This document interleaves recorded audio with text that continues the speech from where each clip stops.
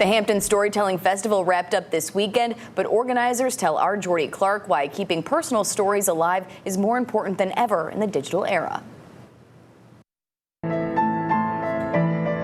Every person has a story to tell. That's the idea behind Everybody's Got a Story, the Hampton Storytelling Festival, where professional and first-time storytellers share personal experiences, history, and folklore. While the festival's biggest events happen Friday and Saturday, Sunday's gathering at Hampton Christian Church shows the storytelling doesn't end when the festival does. Stories build community. That's very important in this digital world. It helps us to empathize. So the more that we can, work with people and we can have people connecting to what people are doing, that really helps us to grow as a community and as a region, as a nation. Sheila Arnold helped co-found Everybody's Got a Story and says those conversations often continue long after the stories end. This year's festival featured storytellers from across the country, sharing everything from personal journeys to history and poetry. After he heard Nestor tell the story of coming from Guatemala, being here and being undocumented, becoming a naturalized citizen, going to Guatemala, how much had changed,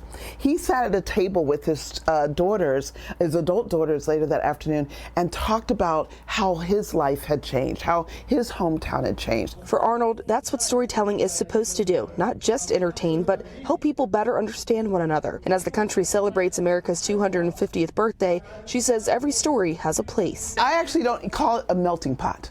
I call it a quilt. A quilt, you sew different patches on from different people, but it takes time and effort to sew each one of those squares. We're still learning how to sew the quilt together. Arnold says whether it's a family memory, a historical moment, or a personal experience, those stories only survive if someone is willing to tell them. Stories are important. Stories build bridges, and stories tear down walls. In Hampton, Jordy Clark, 13 News Now. For more information or how to get involved, head to hamptonstorytelling.art.